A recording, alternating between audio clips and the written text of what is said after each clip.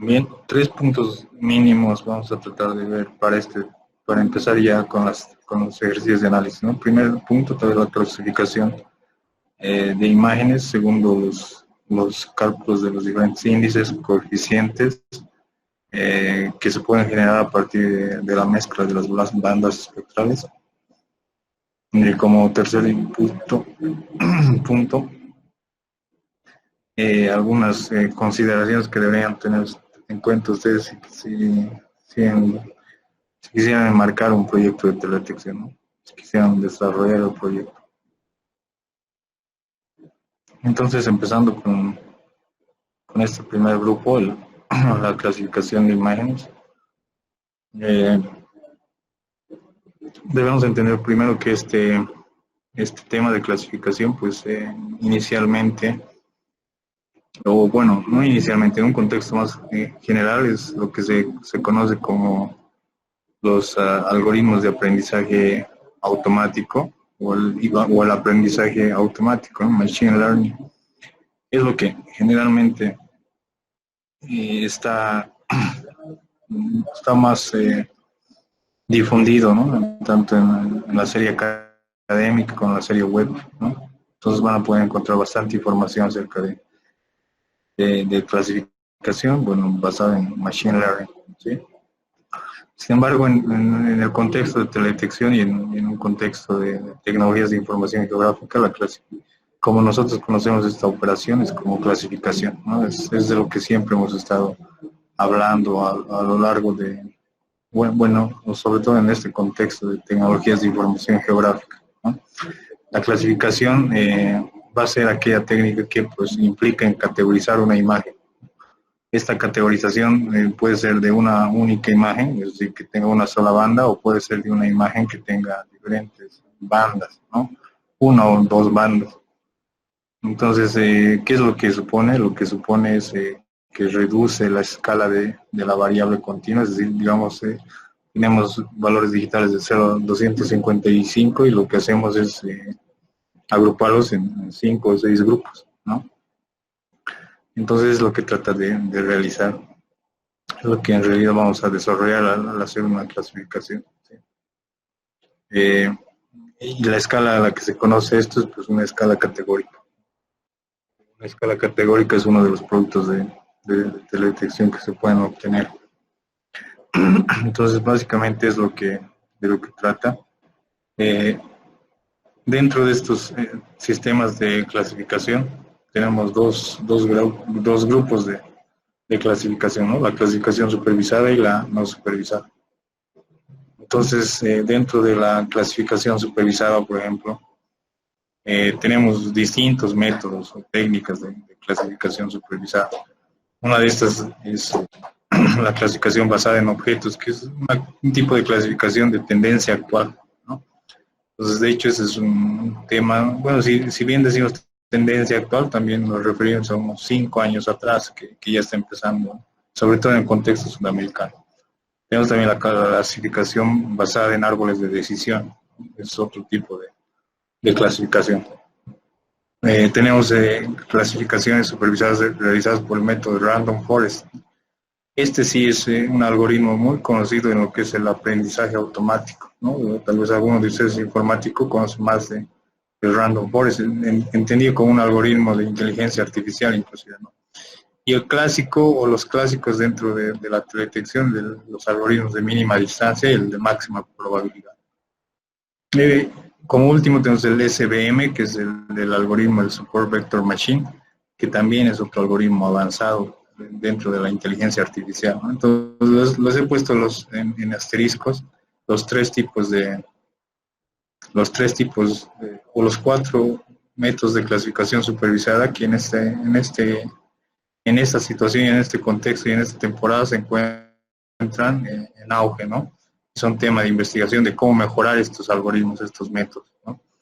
Dentro de la clasificación supervisada son escasos las variaciones que podemos entender o que podemos conocer. Dentro de esto tenemos 2 principales, ¿no? La clasificación basada en objetos y la clasificación basada en la media, en el camino, en los grupos, los clústeres, los grupos agrupados por media.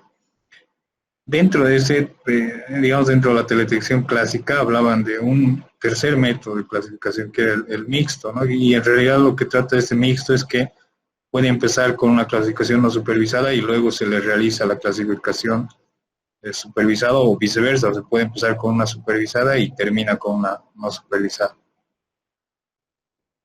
Entonces la clasificación de imágenes se basa inicialmente en la información espectral que es capturada por cada uno de los pixelitos, ¿no? Esa información son valores reescalados de 0 a 255 si la imagen es de 8 bits.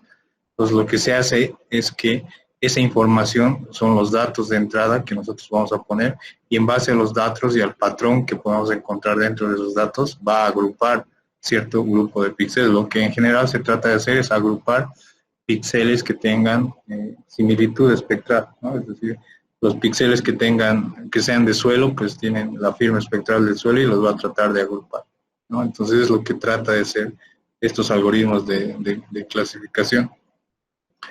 El objetivo, lógicamente, es que todos los píxeles de la imagen que está entrando dentro de su clasificación, sea asignado a una clase. No es que van a poner 10 clases y va a haber píxeles que no sepan a qué clase corresponden. Absolutamente todos los píxeles entran a los algoritmos, al algoritmo y todos salen con una determinada clase, ¿no? Entonces, eso es lo que se trata de hacer. En general, la clasificación puede seguir 3 puntos o tres etapas, ¿no? La primera etapa es la fase de entrenamiento, que es la etapa en la que ustedes alimentan o nutren al algoritmo de conocimiento acerca de una clase, le dan muestras para que el algoritmo empiece a crear o tenga información de respaldo para ejecutar sus operaciones establecidas en los algoritmos, ¿no? La segunda fase es la fase de asignación. Entonces, en esta fase de asignación, en base a los datos que ustedes les han brindado a los algoritmos, estos algoritmos van a buscar la mejor forma de asignar un nuevo valor al píxel de entrada, ¿no? Y una tercera fase, dentro de la clasificación es la verificación de resultados, ¿no? Es decir, tenemos que evaluar qué tan bien nos ha clasificado o ha trabajado nuestro algoritmo de clasificación. Entonces, estos son las tres mínimas etapas que se deben seguir, o las 3 etapas generales dentro de una clasificación. Antes de entrarme a cada una de estas etapas dentro de lo que es la clasificación, me gustaría mostrar un poco acerca de algunas características relacionadas a la primera etapa de lo que es la fase de entrenamiento, ¿no? Puntualmente lo que viene haciendo la definición de la leyenda, ¿no? Es una parte importante. Entonces, es una parte importante dentro de la clasificación, porque lo que hemos dicho que lo que hace la clasificación es trata de agrupar los píxeles, ¿no?, por similitud espectral. Es decir, trata de agrupar todos los píxeles de suelo en una sola clase, trata de agrupar todos los píxeles de agua en una sola clase, los píxeles de bosque en una sola clase. Entonces es lo que busca hacer. Entonces, para que el algoritmo realice eso, nosotros, por más simple que suene, lo primero que tenemos que hacer es definir cada clase, ¿no? Es decir, nosotros tenemos que decir qué realmente es agua, o qué realmente es bosque, ¿no? O qué realmente es pasto, o qué realmente es bofedal, o qué realmente es vegetación acuática, supongamos. Entonces, nosotros tenemos que decir cuál va a ser el nombre, la nomenclatura de la clase que vamos a querer agrupar los píxeles, que vamos a querer generar, ¿no? Entonces, por ejemplo, si ustedes están queriendo hacer un bosque y quieren usar una clasificación de imágenes para detectar bosque, inicialmente tendremos que definir qué es un bosque, por ejemplo, ¿no? ¿Qué vamos a entender por bosque? Para que nosotros tomemos las muestras en función a una única definición de qué es bosque, ¿no? Entonces, esa es una parte importante antes de entrar netamente a lo que es la fase de entrenamiento, definir cada clase de nuestra clasificación, y eso se realiza definiendo la leyenda, ¿no? Entonces, para definir la leyenda de nuestra clasificación, existen diferentes sistemas de clasificación, diferentes técnicas. De hecho, no es que nadie ha pensado en cómo realizar una adecuada clasificación o una adecuada definición de leyenda, ¿no? Entonces, existen diferentes técnicas y métodos para realizar lo que es la definición de la leyenda. Entonces, es algo que debemos empezar a trabajar antes de realizar netamente lo que es la fase de entrenamiento, ¿no? Deben tener diferentes características, ¿no? Debemos tener nosotros en cuenta diferentes características. Primero, que tiene que estar esta leyenda tiene que ser, o que tiene que tener una escala independiente, ¿no? Eso quiere decir que las clases en todos los niveles del sistema deberían ser aplicables en cualquier escala o a cualquier nivel de detalle, ¿no? Segundo punto muy importante dentro de la definición de la leyenda es que tenga una fuente independiente. Esto implica que los medios, es decir, por ejemplo, si nosotros decimos que estamos midiendo agua, debemos poder decir que es agua utilizando imágenes satelitales, como también yendo a campo y decir, sí, realmente eso es agua. Y bueno, independientemente del instrumento que estemos utilizando, pues entendamos o que cumpla los criterios de la clase que le hemos dado, ¿no? De la asignación que le estamos dando a esos píxeles. Esos son los dos aspectos bastante importantes, ¿no? Dentro de realizar la clasificación, ¿no? Es directamente, por lo general, nosotros entramos, definimos las clases, hacemos correr el algoritmo y demás, ¿no? Pero esto va a resultar de vital importancia principalmente cuando nosotros encaremos un proyecto grande, digamos, a nivel departamental, ¿no? Y tengamos que trabajarlo entre 5 personas, ¿no? Entonces, entre las 5 personas tienen que manejar un solo concepto de lo que va a ser cuerpos de agua, tienen que manejar un solo concepto de lo que va a ser bosques, un solo concepto de lo que va a ser vegetación de la puna, ¿no? Entonces, es importante uniformizar ese tipo de criterios. Entonces, cuál es la problemática dentro de esto, dentro de la escala, ¿no? ¿Qué es lo que generalmente pasa en realidad, ¿no? Entonces, tenemos 3 escenarios, ¿no? El primer escenario es lo real, ¿no? Lo real, imaginémonos en un mapa de cobertura de la Tierra, y tenemos bosque, entonces es lo real, lo que existe, ¿sí? Nosotros queremos tener información acerca de los bosques, por decir dónde hay bosque, dónde no hay bosque, ¿no? Entonces, la realidad es esta, es el bosque in situ, ¿no? Tenemos el otro escenario, lo que vemos con las imágenes, ¿no? Si bien el bosque tiene grandes características, no simplemente son árboles, ¿no? Tiene fauna, tiene vida, es un sistema de vida de vital importancia. Dentro de las imágenes satelitales no podemos ver ese tipo de cosas, ¿no? O es un poco más complicado de ver en realidad. Entonces, el siguiente escenario es que ese bosque lo vemos de esta forma es posible visualizar a través de imágenes satelitales, ¿no? Entonces quizás no podemos ver toda esa componente de vida de un bosque de una forma fácil, ¿no? El tercer escenario es los mapas o la información de bosque que podemos generar a partir de los productos que disponemos, ¿no? Es la tecnología con la que contamos, es decir, los sensores satelitales, podemos obtener un determinado producto, ¿no? Y por supuesto ese determinado producto tiene limitancias en ciertos puntos, ¿no? Estos productos están basados lógicamente en las capacidades tecnológicas que tenemos, por ejemplo, en los sensores que tenemos, en los softwares, en las plataformas de procesamiento que nosotros actualmente contamos. Va a estar limitado totalmente o va a estar en función a esas características que debemos tener en cuenta, ¿no?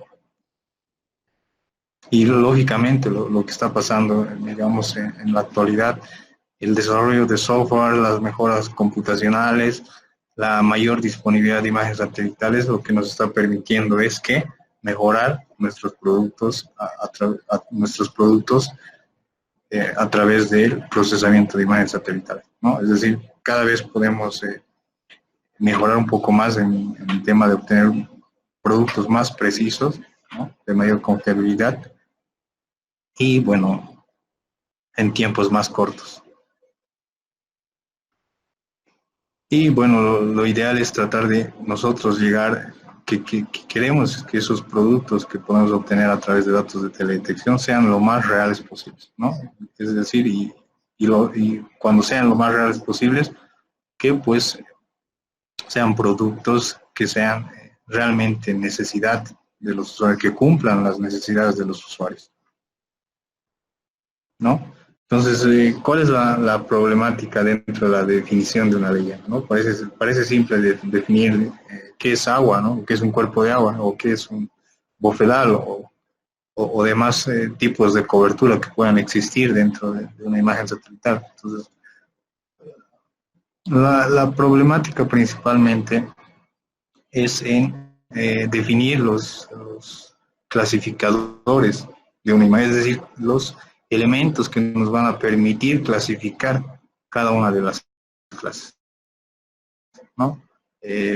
Por lo que nos va a llevar a decir que este es un proceso totalmente arbitrario, ¿no? No es que alguien va a tener la verdad absoluta de lo que está definiendo. Poniendo un ejemplo, algunos autores señalan el bosque tucumano boliviano de una forma, otros autores tienen otra definición para el bosque boliviano tucumano y para otros autores es el bosque de yungas de la Argentina, ¿no? Entonces, tenemos diferentes concepciones de la misma realidad, ¿no?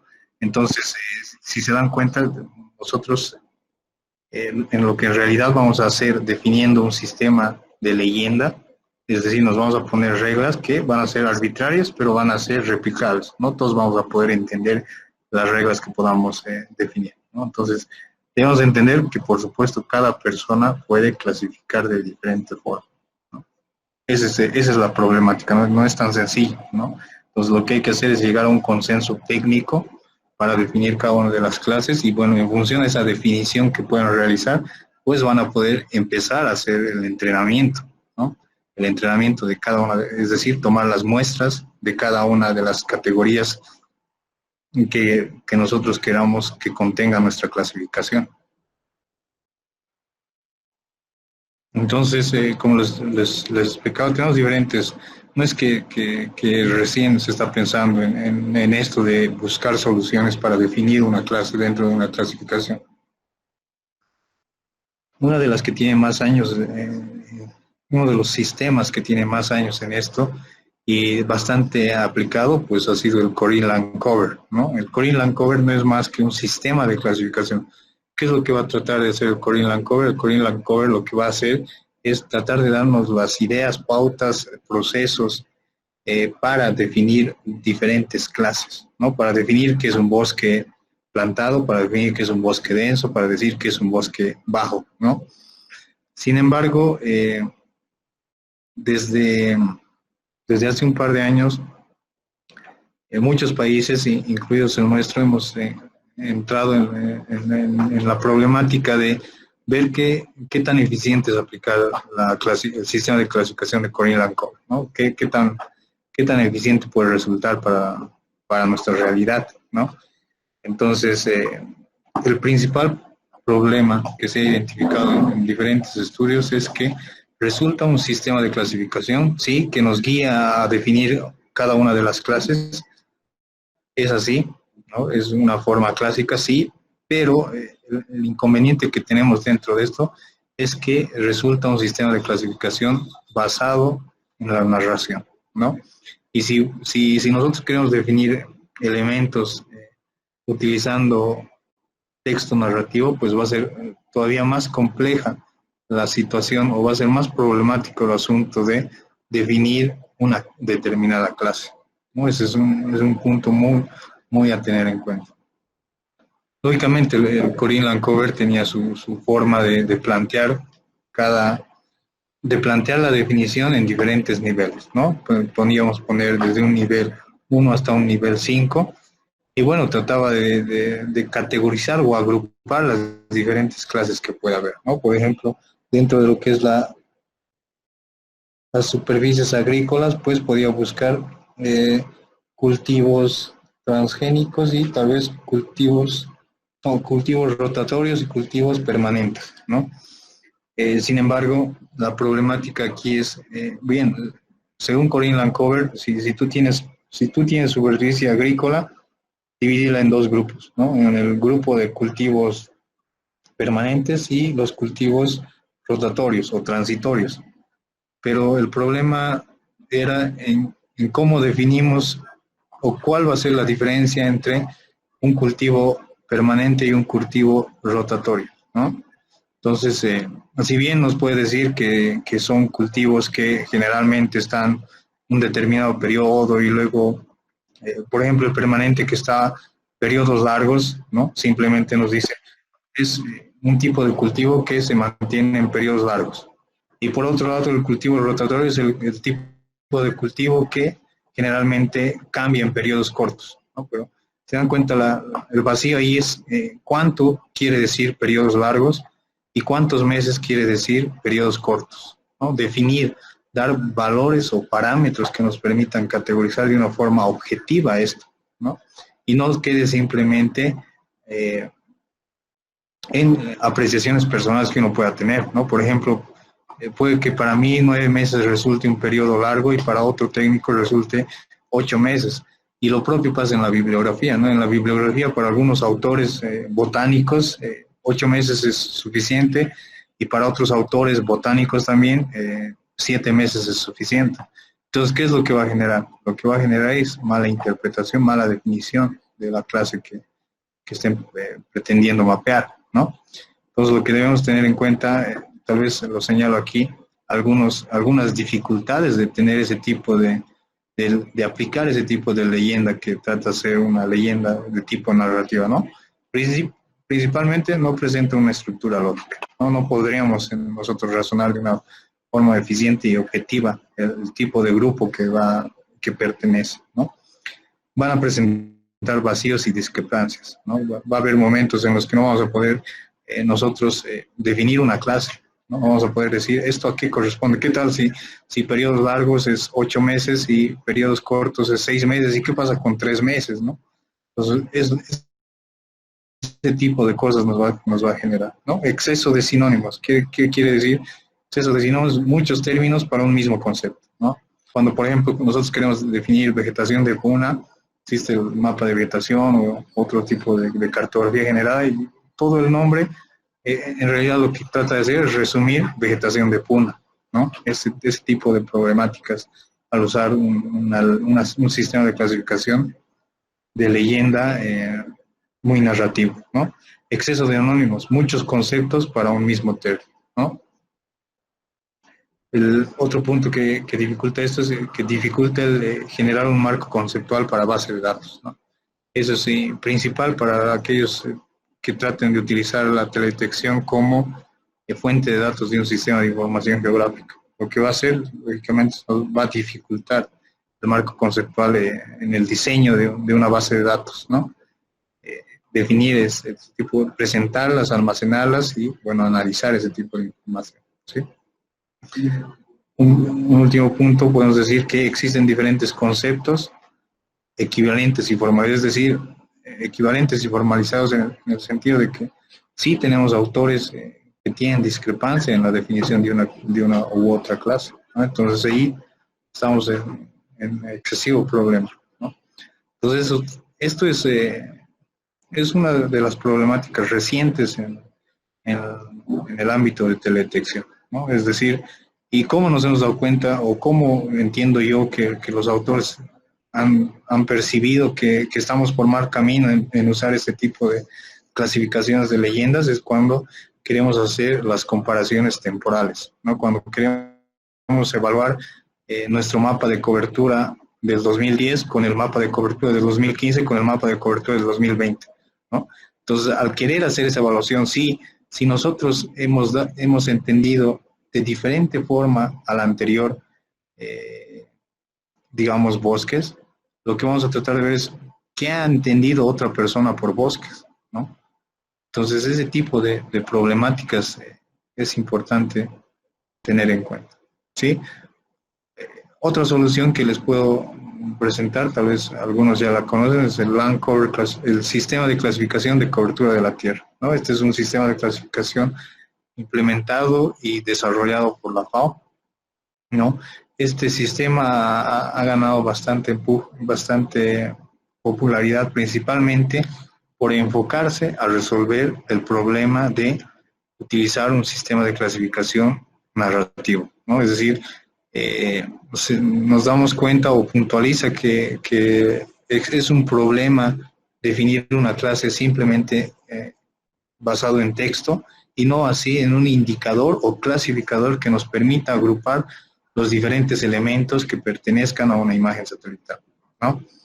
Entonces, ¿qué es lo que define? Entonces, define que nosotros debemos utilizar elementos clasificadores que nos permitan evaluar si va a ser blanco o negro, ¿no? Si esto va a ser agua o no agua, ¿no? Entonces, lo que utiliza en esencia son clasificadores, son elementos que nos permitan evaluar de una forma objetiva lo que vamos a obtener o no. Entonces, dentro de esos elementos, pues, tenemos los bióticos, es decir, la primera forma en la que nosotros vamos a poder definir una clase es vivo o es muerto, ¿no? O, perdón, es biótico o es abiótico, ¿no? Y dentro de los bióticos nosotros tendremos árboles y arbustos. Dentro de los abióticos tendremos edificios y carreteras. Pero sabemos que dentro de los bióticos tenemos árboles, tenemos arbustos, tenemos los pastizales, ¿no? Podemos tener los musgos y líquenes, es decir, tenemos una serie de elementos, pero son vivos. Y dentro de los abióticos tenemos edificios, tenemos carreteras, tenemos ¿qué? Cuerpos de agua, ¿no? Entonces, si se dan cuenta, aquí todo el problema de definir una clase lo vamos a, primero, sintetizar en evaluar vivo o muerto, ¿no? ¿Tiene vida o no tiene vida? Y eso va a ser una forma sencilla y objetiva de definir una clase. El segundo objetivo el segundo nivel para nosotros definir una clase va a ser pues las propiedades de este elemento. Bien, hemos definido que es árbol, perfecto. Hemos definido es un árbol. Ahora, dentro del árbol, para ver, digamos, qué tipo de árbol es o qué tipo de elemento biótico es, ¿no? Hemos definido un árbol y hemos definido un arbusto, ¿no? Vamos a evaluar las propiedades de estos elementos bióticos, ¿no?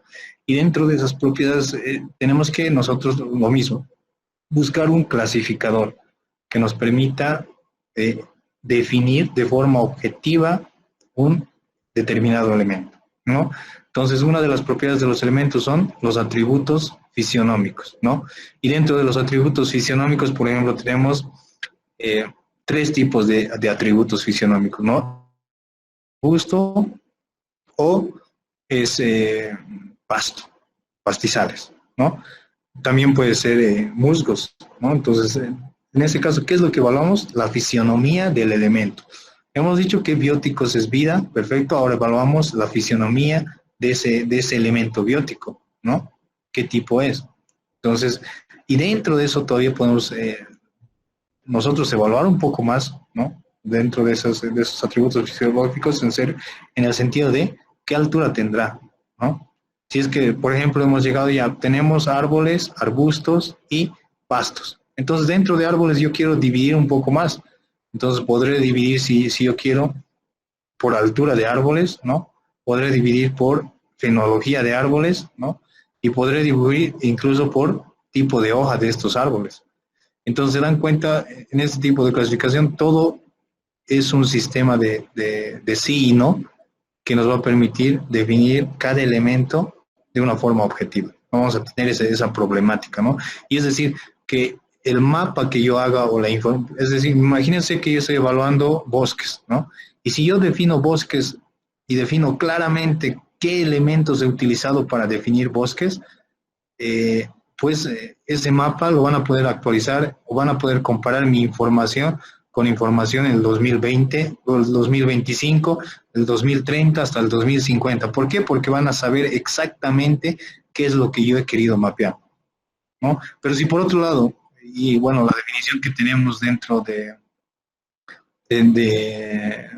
bueno, de la normativa de la madre tierra, y definimos bosque como aquel ser vivo que da vida y un elemento de vida, y la verdad no, es una definición, sí, que puede responder a la realidad, a la idea de lo que es un bosque, pero objetivamente no podemos medir, por ejemplo, qué tan bueno o qué tan vivo es el bosque, ¿no? Que es un sistema de vida, no podemos entender con qué, no podemos con qué definir, con qué dar los lineamientos de una adecuada definición de lo que estamos hablando, ¿no? Entonces eso es bastante importante, es una problemática que no es solo Bolivia, ¿no? Colombia recién está resolviendo este problema, lo propio Ecuador, lo propio Perú, y bueno, en Bolivia hemos tratado de hace un par de años de, de de hablar de esta problemática, ¿no? Que ha afectado a muchos países, pero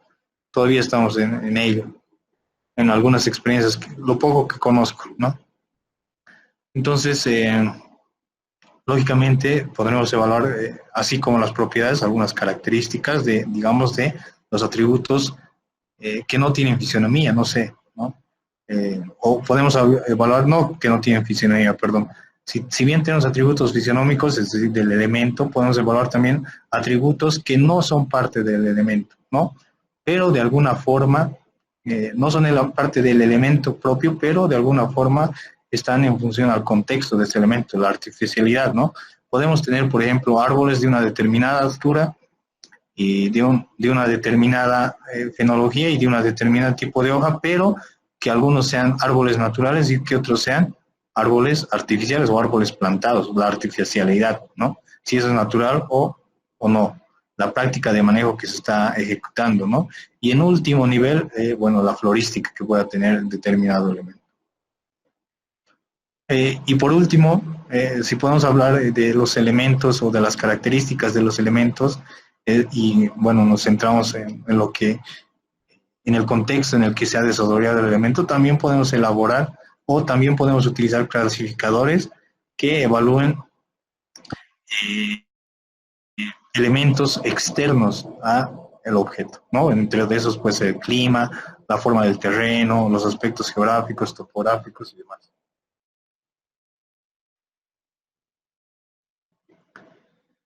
Entonces, esta problemática, lógicamente, también se va a encontrar dentro de lo que es este sistema de clasificación que les vengo a conversar, el Land Cover Classification System.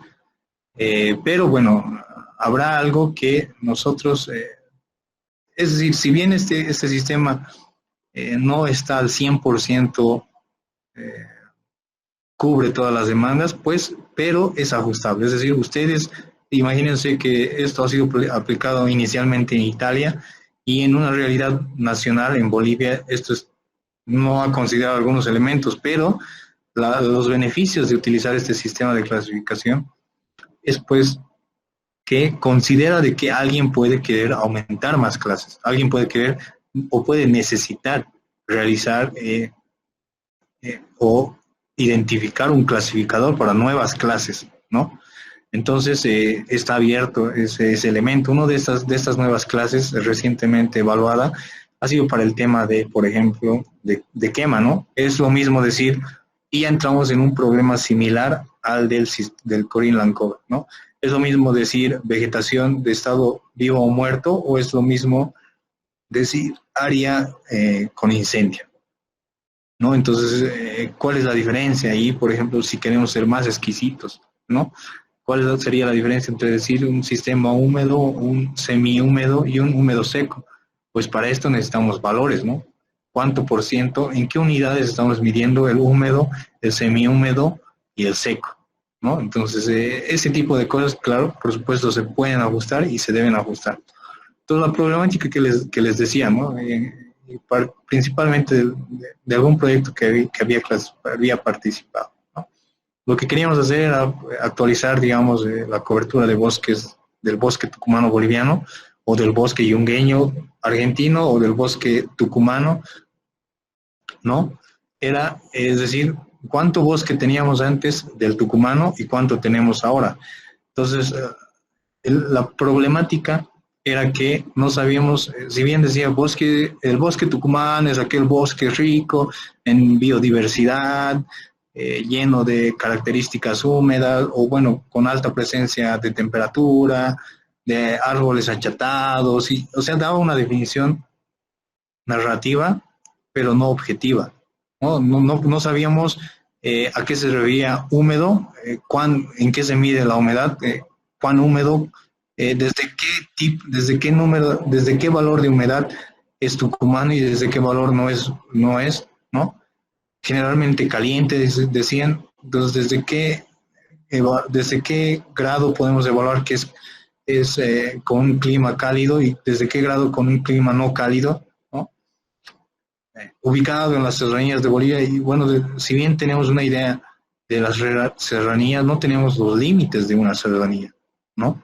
Entonces, el problema era que no podíamos mapear lo que habían mapeado en ese entonces. Es decir, teníamos una definición de por lo menos media página de lo que es el bosque tucumano, pero esa definición narrativa no nos ayuda a entender de qué trata ese bosque tucumano en la realidad, ¿no?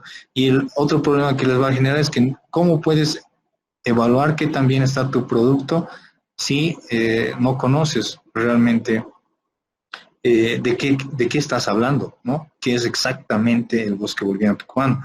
Y otra problemática sumada a este es, este mapa quizá no ha sido elaborado por una persona, sino por dos. Entonces, la persona A entendía lo mismo que la persona B de lo que viene a ser bosque tucumano, ¿no?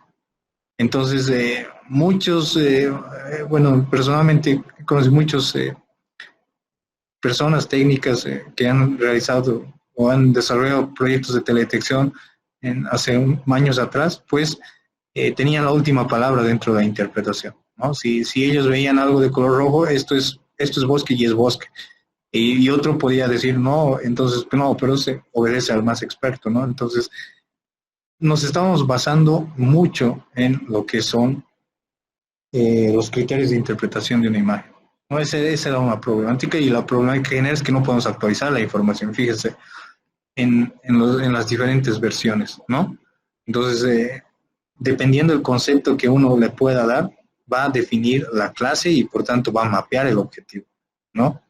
Entonces, esta es la última versión, la de la derecha, en la que se ha tratado de dejar definiciones, una definición de bosque tucumano en función a clasificadores que te permitan de una forma objetiva, primero, volver a hacer el mapa si uno quiere volverlo a hacer, segundo, evaluar este mapa y tercero, actualizar esta información, ¿no? Esa es la característica. Antes de hacer una clasificación, entonces, porque dentro de una clasificación lo que vamos a hacer es definir muestras, ¿no? Entonces esa era una de las principales problemáticas, ¿no? Entonces, dentro de una clasificación lo que tienen que hacer es definir, ¿no? Definir cada una de sus clases.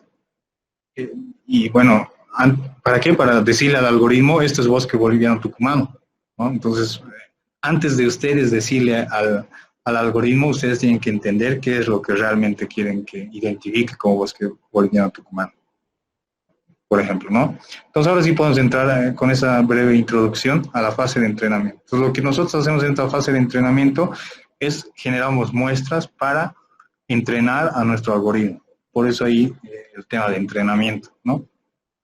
En una clasificación supervisada, el analista identifica, ¿no?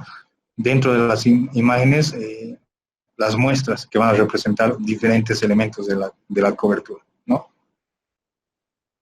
Entonces, esto ¿cómo se lo va a hacer? Principalmente a través de interpretación visual y de existir mayor cantidad de recursos, pues se puede ir a terreno, ¿no? Eso sería un elemento clave y, bueno, por supuesto, bienvenido dentro de un proyecto de teledetección en el que estén encarando una clasificación, ¿no?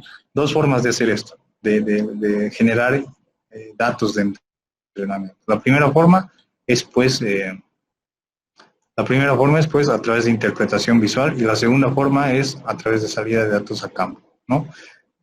Entonces, tal vez algo que debemos entender o debemos tener en cuenta es que cuando hablamos de clases, necesitamos distinguir entre clases de información y clases espectrales, ¿no?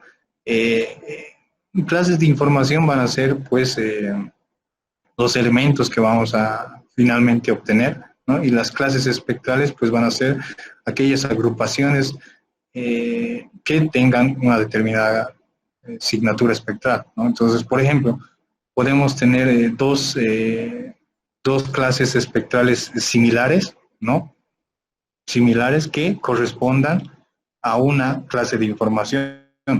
O podemos tener dos clases espectrales distintas que pertenezcan a una clase de información, ¿no? Entonces, es un tipo, tal vez para aquellos que decidan de alguna forma explorar un poco más o profundizar un poco más acerca de esta temática, es un poco de lo que se van a encontrar, ¿no? Entender la diferencia entre clases de información y las clases espectrales, ¿no? Dos elementos distintos. Lo propio, por ejemplo, tenemos cuerpos de agua. Imagínense que tenemos las represas y tenemos los lagos, ¿no? Los dos van a tener una clase espectral similar, pero la clase de información va a ser distinta, porque uno es cuerpo de agua natural y el otro es cuerpo de agua artificial, o son embalses, ¿no? Entonces, ahí es otro ejemplo dentro de esto, ¿no? Viniendo nuevamente a esto, las clases de información son las categorías de interés que el analista realmente está tratando de identificar en las imágenes, ¿no? ¿Qué es lo que quiere identificar dentro de su imagen, ¿no? Como diferentes tipos de cultivo, diferentes tipos de bosque, las especies arbóreas, puede ser un mapa de cobertura de la tierra, bofedades, etcétera, etcétera, ¿no? Pero, sin embargo, las clases espectrales son los grupos de píxeles que son uniformes o que tienen igual similitud espectral con respecto a los valores de brillo en los diferentes canales espectrales, ¿no? Es decir, las clases espectrales son aquellos grupos de píxeles con firmas espectrales similares. El ejemplo que les había vertido un punto anterior. Dentro de las tareas que estamos viendo dentro de la fase de entrenamiento, otro punto que debemos tener en cuenta es el análisis de qué es lo que podemos tener, ¿no? Dentro de nuestra imagen. Y principalmente hablando de las clases que íbamos hablando, las clases categóricas o las clases de información y las clases espectrales. ¿Qué situaciones son las que nosotros vamos a poder? Entonces, ¿qué es lo que nos va a pasar dentro de esto de clase de información y clase espectral? ¿No? Habíamos dicho que pueden ocurrir diferentes situaciones. Les había dado el ejemplo del embalse, ¿no? Por ejemplo, un cuerpo de agua de una represa tiene la misma firma espectral que una laguna. Entonces, por tanto, son mismas clases espectrales, pero la clase de información es muy distinta, ¿no? Entonces, vamos a tener el primer ejemplo, ¿no? En el que cada clase espectral va a corresponder a una determinada clase informacional, ¿no? Es decir, por ejemplo, agua pertenece a la clase 1, vegetación caducifolia va a pertenecer a la clase 5, la agricultura de regadío va a la clase 2, etcétera, etcétera. Es decir, cada clase espectral corresponde a una única clase informacional, ¿no? Pero en la realidad esto es un poco más complejo. Cuando ustedes quieren realizar una clasificación de imágenes, en realidad este es el caso, uno de los casos que puede presentárseles, ¿no? ¿Qué es lo que van a tener? Otro de los casos que pueden tener, ¿no? Es algo un poco más complicado, es decir, que una clase va a pertenecer a una clase informacional, ¿sí? Una clase que ustedes definan, pero también puede ser que dos elementos, ¿no? Fíjense, tengan la misma firma espectral, o perdón, tengan diferentes firmas espectrales, ¿no? Pero correspondan a una única clase, ¿no? A una única clase. Por ejemplo, ¿qué? Si ustedes, en este caso puntual, ¿no? Por ejemplo, si ustedes están haciendo un mapa de cobertura y solo les interesa la vegetación, ¿no? Vegetación y no vegetación. Entonces sepan que en una imagen van a tener vegetación siempre verde y van a tener vegetación caducifolia, ¿no? Entonces, pero la vegetación siempre verde va a tener una firma espectral diferente a la vegetación caducifolia, pero los dos son vegetación. Y dentro de su clase ustedes han definido, por ejemplo, Clase 2, vegetación. Entonces va a poder existir el caso en el que dos elementos con clases espectrales diferentes pues correspondan a una única clase informacional. Es lo que va a pasar, ¿no? Por otro lado, en el ejemplo que les decía, va a pasar algo distinto, ¿no? Puede que una clase, por ejemplo, ¿no? Una clase espectral, pues corresponda a dos elementos de información, ¿no? Es decir, a dos clases finales que ustedes van a poder definir, ¿no? Imagínense un elemento que tiene una única firma espectral. En este caso podemos mencionar el suelo, ¿no? El suelo desnudo. Eh, el suelo desnudo se les va a confundir el algoritmo y va a decir, ¿es suelo desnudo o es suelo urbano? ¿No? Si se dan cuenta, al final, al final hay caminos de tierra y hay las, los bordes de los ríos, ¿no? Las riberas, y bueno, ambos son suelo, ¿no? Pero uno es artificial y demás, dirán ustedes, ¿no? Pero nos va a ocurrir eso, ¿no? Dos clases que son distintas van a tener la misma clase espectral. Entonces, ahí es un poquito más complicado. Lo propio puede pasar, por ejemplo, con la vegetación siempre verde o la vegetación o la agricultura, ¿no? Si se dan cuenta, las tierras agrícolas, pues por lo general están en su época antes de la cosecha, están verdes, están siempre verdes, ¿no? O confundir cultivos con vegetales, ¿no? Con cultivos con bofedales, ¿no? Ambos van a tener la misma firma espectral, pero estamos hablando de dos clases distintas, dos clases informacionales distintas. Entonces, ¿qué es lo que nosotros definimos en esta clase, en esta fase de entrenamiento? Lo que definimos nosotros es el tipo de clase, ¿no? Fíjense, estamos definiendo nosotros la clase, la clase informacional. Esto es lo que nosotros definimos, pero por supuesto debemos tomar en cuenta cómo va a interactuar nuestra clase con la clase espectral, ¿no? Y para eso, ¿qué teníamos? Teníamos pues el análisis de la firma espectral, ¿no? Podemos analizar la firma espectral en la imagen y bueno, evaluar ese tipo o tener en cuenta ese tipo de consideración, ¿no? Entonces, dentro de la fase de entrenamiento, algo que debemos tener nosotros en cuenta es tres aspectos, en realidad, en resumen. En resumen digo porque si ustedes tratan de hacer una tesis de investigación, pueden mejorar un poco más esto, ¿no? Pero mínimamente tres elementos. El primero, pues, los números de muestra, ¿no? ¿Cuántas muestras deberé tomar para hacer una clasificación? ¿No? ¿Cuál será el número ideal de muestras que debo tomar para hacer una clasificación? ¿No? La distribución de las muestras, ¿no? Deben estar concentradas, deben estar distribuidas de forma uniforme. Y por último, la ubicación. El número de muestras, algunos autores señalan que mínimamente por clase deben tomar 3 muestras, mínimamente, ¿no? Sin embargo, ese mínimo es algo que en la realidad no resulta tan práctico, ¿no? Mientras más muestras ustedes realicen, mejores resultados van a poder obtener, ¿no? Y esto no quiere decir muestras de mala calidad, ¿no? Lógicamente que tengan una calidad mediana, ¿no? Respecto a la distribución, pues resulta un elemento lógico, tienen que estar bien distribuidas sus muestras, ¿no? En toda o a lo largo de su imagen satelital, ¿no?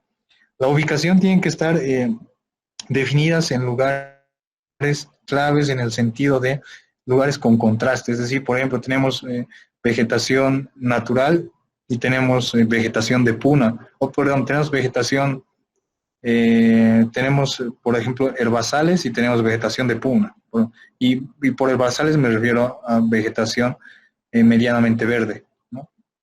Entonces, dentro de estas dos clases, tienen bastante similitud espectral. Entonces, tienen que generar muestras justamente en estos lugares donde existan mayor confusión, ¿no? Donde puedan ser muy parecidos. Debemos generar muestras en esos lugares. Y, por supuesto, tienen que ser también referidas a la ubicación por un punto la característica espectral, lo que les mencionaba, pero también en un punto accesible, ¿no?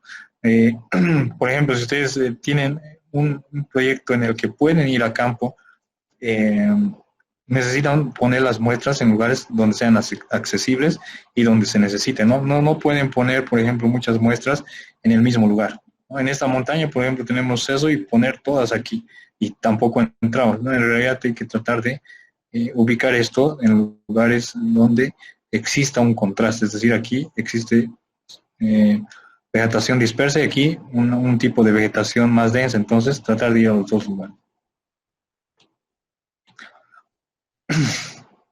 Bueno, la segunda fase dentro de la clasificación es la fase de asignación, ¿no? Lo que se hace en esta fase es lo que el algoritmo, en función a la información que le han cargado, va a decir, va a meter todos los píxeles en una bolsa y va a decir, bueno, tú perteneces aquí, tú perteneces aquí, tú perteneces aquí y tú perteneces aquí. Eso, señores, es lo que les decía, son aplicación de algoritmos de inteligencia artificial, ¿no? Es que cómo aprende un algoritmo a agarrar un píxel y decir, tú perteneces a esta clase, ¿no? Entonces, hace un par de años, pues, los algoritmos como el de vecino más próximo y resultaba, pues, uno de los algoritmos más aceptados dentro del entorno de la teledetección, ¿no? Sin embargo, sepan que a lo largo de los años, pues han estado investigando mucho estos algoritmos, por supuesto, con el apoyo de la ciencia de datos y de otras temáticas que han explorado mucho más la inteligencia artificial, pues han desarrollado y han logrado aplicar estos algoritmos que inicialmente no eran para teledetección y aplicarlos en un contexto de teledetección, ¿no? Por ejemplo, una publicación reciente señala los beneficios de este algoritmo. ¿Qué algoritmo me va a hacer esta fase de asignación? ¿Qué algoritmo me va a designar? O es decir, va a agarrar las muestras y va a decir, en base a las muestras, tú aquí, tú aquí, tú aquí, a los diferentes píxeles. Ese va a ser, pues, uno de estos que con grandes ventajas. Y hoy por hoy, para hacer mapas a nivel global, en todo el mundo, es decir, que cubran todo el mundo, ha resultado el mejor algoritmo, el Random Forest, ¿no? Pero sepan que este Random Forest, por ejemplo, hasta la versión 2015 de ERDAS o 2003 estoy seguro que no existía, ¿no? 2015 creo que ya existe esta versión en ERDAS. Pero por supuesto en versiones más anteriores no existía este algoritmo, ¿no? Simplemente el de vecinos próximos teníamos o el algoritmo de paralelepípedos. Entonces, este es un algoritmo muy avanzado y se lo encuentra en algunos softwares, ¿no? No en todos. ¿Y por qué en algunos sí y en otros no? Principalmente el método de aplicación de este algoritmo demanda gran cantidad de análisis de datos, ¿no? Entonces, a veces nuestros computadores normales no pueden o no tienen las capacidades para implementar este tipo de algoritmos, ¿no? Dentro de estos otros algoritmos que nos permiten hacer la asignación está el Support Vector Machine, que les había hablado del SVM, ¿no? Este es otro algoritmo que pues ha tenido gran empuje o gran popularidad en los últimos años, principalmente por los resultados que han podido obtener, ¿no? Entonces son dos algoritmos totalmente en el estado del arte, digamos, se encuentran en alta investigación en el sentido de evaluar los resultados que puedan tener cada uno de estos, ¿no? Entonces, ¿cómo funciona uno y cómo funciona otro? Es un poco entender acerca de qué es lo que va a hacer realmente cada uno de estos algoritmos, ¿no? Entonces, imagínense que nosotros tenemos diferentes coberturas como bosque, como caña de azúcar, ¿no? Entonces, dentro de estos grupos de píxeles, imaginemos que tenemos una banda 1, ¿no? Y una banda 2. Imaginemos que queremos hacer una clasificación con una imagen de dos bandas. Esta es más o menos la distribución que vamos a tener. Y el vecino más próximo va a decir, este píxel, ¿a qué grupo va a corresponder?, ¿no? En función a las muestras que ustedes las hayan iniciado. Entonces, de alguna forma resulta un método sencillo, pero sí, recuerden que esto es en dos dimensiones, ¿no? Esto en realidad cuando ustedes aplican en una imagen satelital de Landsat, por ejemplo, utilizan más de 2 dimensiones, utilizan como 5 dimensiones mínimamente. Entonces esto va a resultar un poquito más complejo en realidad de qué es lo que va a hacer el algoritmo, ¿no? Cómo va a evaluar esa distancia próxima o ese vecino cercano, ¿no? En función a la distancia que puede existir. Dentro de los otros que les hablaba, dentro de algoritmos de asignación, el Random Forest, ¿no? El Random Forest, señores, lo que trata de hacer es genera este tipo de particiones de árboles de decisión de una forma automática basada en los valores que se le ha introducido, ¿no? Lógicamente, estos valores, pues, son respuesta de una serie de análisis estadísticos que realiza el Random Forest, ¿no? Resulta un poco más complejo en realidad de explicarlo y de tener la idea de lo que hace, porque también utiliza múltiples dimensiones, ¿no? Más de 2 bandas. Y por último, el Support Vector Machine, que también podemos partir de un análisis de 2 bandas. ¿Y qué es lo que trata de hacer? Calcula el RMS cuadrado, digamos, de la función lineal que pueda dividir, del límite, y trata de aún así ver cuáles, pese a que pasan ese rango, deberían pertenecer a este grupo, ¿no? Y lo que crea es justamente vectores de soporte del conjunto de datos que puedan existir, ¿no? Entonces, si ustedes gustan, pueden explorar un poco más acerca de cada uno de estos algoritmos y los beneficios. Si muchos de nosotros simplemente queremos utilizarlos, pues les sugiero utilizar uno clásico dentro de la teledetección, el de vecinos más próximos, y los que están de tendencia como el Random Forest y el Support Vector Machine, ¿no? Algoritmos de tendencia actual. Y bueno, dentro de esa fase de asignación, ustedes han puesto, ponen las muestras al algoritmo, le dan las muestras y lo que ustedes obtienen es la imagen clasificada, ¿no? Ese es el resultado que pueden tener. El último punto dentro de esto de la clasificación resulta ser lo que es la verificación de estos resultados, ¿no? Es decir, cuán bien está funcionando mi algoritmo, qué tan bien está mi dato, ¿no? Entonces, inicialmente pueden partir de realizar una verificación visual, y con verificación visual me refiero a una verificación a través de interpretación visual de sus resultados y de las imágenes, ¿no? Pueden evaluar de esa forma sus resultados. Pero lo cierto es que en los proyectos serios de teledetección, pues lo que necesitan hacer es una verificación basada en indicadores estadísticos, o entendida como una verificación estadística, ¿no? Dentro de esas, una de las más conocidas populares es hacer el cálculo de el error medio cuadrático que puedan obtener entre los datos obtenidos y los datos originales. Es decir, cuán bien, y recuerden que el error medio cuadrático lo que calcula son los residuos, ¿no? ¿Qué tan cerca está el valor del valor real? ¿No? Entonces estamos hablando de la exactitud temática de nuestros productos, es decir, qué tan bien hemos generado nuestra información, ¿no?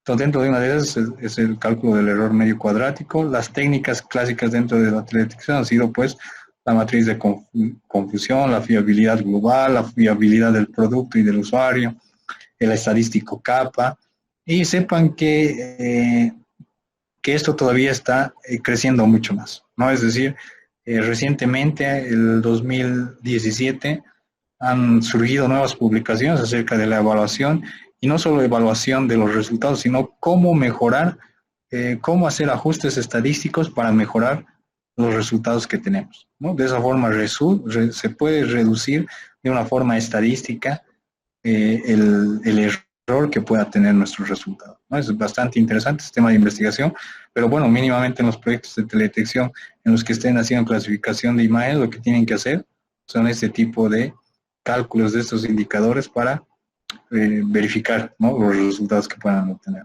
Entonces, dentro de, por ejemplo, aplicar el error medio cuadrático, lo que ustedes hacen es comparan los datos que tienen con datos reales. Y esos datos reales pueden ser obtenidos por otras imágenes, a través de la interpretación visual, y principalmente, como debería ser, es a partir de evaluar sus resultados con datos de campo. Entonces, si se dan cuenta, dentro de una clasificación estamos hablando de dos etapas de captura de datos de CAD. Una etapa al inicio para generar o entrenar los algoritmos de aprendizaje automático y una etapa al final para validar que también ha funcionado su algoritmo, ¿no? Entonces son dos grupos de datos de campo distintos, no se debe confundir. No se debe utilizar los datos usados para hacer la clasificación del algoritmo para evaluar eso mismo, no se debe realizar eso, ¿no? Entonces, para la captura de estos datos, lo propio, deben tener en cuenta la distribución, que sea uniforme en todas las imágenes, deben tener en cuenta la unidad de muestreo, ¿no? Es decir, en qué unidades va a estar nuestro muestreo. Deben tener en cuenta el tipo de muestreo, lo que les decía, ¿no? Puede ser a través de, perdón, el tipo de muestreo no les comenté, el tipo de muestreo puede ser el método en el cómo van a ejecutar este muestreo, ¿no? Existen diferentes tipos de muestreo, dentro de estos está el aleatorio, está el ordenado, está el aleatorio mixto, ¿no? Existen diferentes tipos de muestreo y bueno, en realidad este tipo de muestreo, la unidad de muestreo y la y sobre todo el tipo de muestreo, bueno, complementación, la distribución y la unidad de muestreo, pues van a estar en función principalmente de los productos que quieran obtener de su clasificación de imágenes, ¿no? ¿Qué quiere decir? Por ejemplo, si ustedes están haciendo una clasificación supervisada para obtener un mapa de bosque no bosque, bastará o tendrán que aplicar un método de muestreo aleatorio mixto, ¿no? Digamos, ¿no? Pero ¿qué pasa si están utilizando un mapa de cobertura que está haciendo el mapa de cobertura de la Tierra, ¿no? Entonces son más de 5 clases. Entonces ahí tendrán que hacer un muestreo aleatorio, simplemente, ¿no? Podrán tal vez en otra ocasión, si están haciendo un mapa de cuerpos de agua y no cuerpos de agua, tal vez un muestreo aleatorio estratificado corresponda de mejor forma, ¿no? Entonces hay una serie de técnicas que se deben evaluar. Por último, deberán analizar el tamaño de la muestra, ¿no? La pregunta es, ¿cuántas muestras son suficientes para hacer mi verificación de resultados, ¿no? Entonces ahí podríamos recurrir un poco acerca de la estadística, ¿no? Ustedes, algunos han debido escuchar del tema de estadística cuando quieran hacer alguna encuesta o alguna consulta o validación de algún resultado, pues primero tienen que definir el universo, la población, y en función de eso podrán tener el tamaño de muestras para el estudio determinado que estén ejecutando, ¿no? Entonces, una imagen satelital, ¿qué población tendrá, por ejemplo, ¿no? Y si sabemos cuánta población tiene, ¿qué tamaño deberá ser la muestra, ¿no? Sepan que también este es un punto de discusión en la actualidad. Sin embargo, para simplificar el análisis estadístico que uno puede requerir, pueden utilizar 56 muestras mínimamente, ¿no? Esto acorde